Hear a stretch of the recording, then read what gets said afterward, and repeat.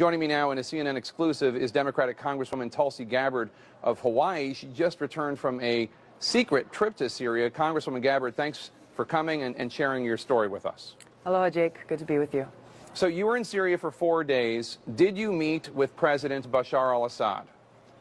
I did. You know, my reason for going to visit Syria was really because of the suffering of the Syrian people that has been weighing heavily on my heart. I wanted to see if there was, in some small way, a way that I could express the love and the aloha and the care that the American people have for the people of Syria, and to see firsthand what was happening there, to see that situation there.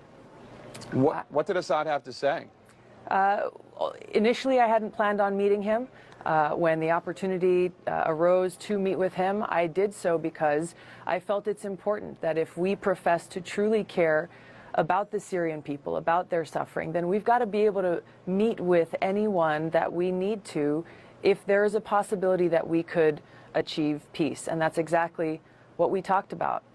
Now, I know the maxim that people say in the military, that you don't make peace with your friends, you make peace with your enemies. But obviously Bashar al-Assad is responsible for thousands of deaths and millions of people being displaced during this 5-year-long civil war.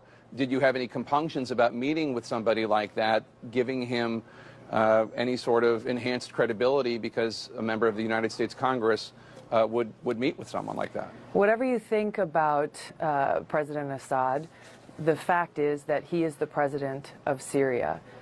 In order for any peace agreement, in order for any possibility of a viable peace agreement to occur, there has to be a conversation with him. The Syrian people will determine his outcome and what happens with their government and their future. But our focus, my commitment is on ending this war that has caused so much suffering to these Syrian people, to these children, to these families, many of whom I met on this trip. It's important for us to stay focused on doing what is in their best interest and what is in our best interest, and doing what is necessary to make that happen. So, Congressman Adam Kinzinger, a friend of yours, also a military veteran, a Republican, he said on Twitter when he heard about your visit, quote, "Fact-finding mission, fact, 50,000 plus dead children in Syria." Tulsi Gabbard, I hope you didn't meet with their butcher, Assad. Now, Assad has used chemical weapons on his own people. You said it's going to be up to the Syrian people, but there really aren't free and fair elections in Syria. I'll tell you what I heard from the Syrian people that I met with, Jake, walking down the streets in Aleppo, in Damascus, hearing from them.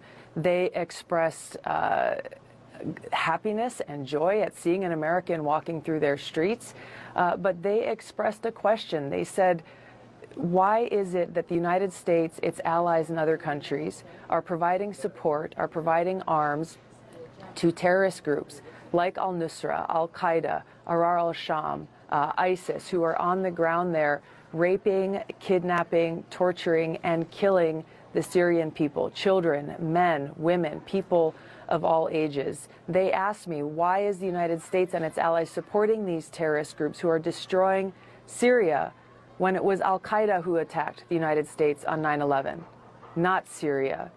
I didn't have an answer for them.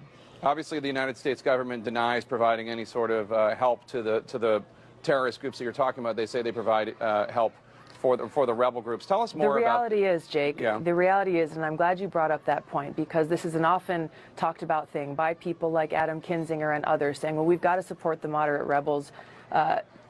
Every place that I went, every person that I spoke to, I asked this question to them. And without hesitation, they said, there are no moderate rebels. Who are these moderate rebels that people keep speaking of?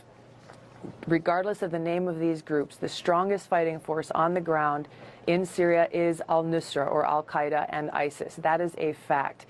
There's a number of different other groups. All of them essentially are fighting alongside, with, or under the command of the strongest group on the ground that's trying to overthrow Assad. The Syrian people recognize, and they know, that if President Assad is overthrown, then al-Qaeda or a group like al-Qaeda that has been killing Christians, killing people simply because of their religion or because they won't support their terror activities, they will take charge of all of Syria. This is the reality that the people of Syria are facing on the ground, and why they are pleading with us here in the United States to stop supporting these terrorist groups. Let the Syrian people themselves determine their future, not the United States, not some foreign country. And we've been showing video of your trip, from your trip. In the minute we have left, tell us the most striking image you have from your visit to this war-torn region. Yeah, Jake, you know, the destruction is very real, both on the physical buildings and the things that people have gone through, looking into their eyes and hearing firsthand from a girl who is now 19, but who, when she was 14 years old, these rebels that people say we should continue supporting, they came and kidnapped her. They raped her multiple times. They killed her father in cold blood right in front of her and her little brother. All she is asking for, literally, is for the United States to stop supporting these so-called rebel groups, stop supporting these terrorists, so that the Syrian people can begin to try to get back to some semblance of normalcy in their lives.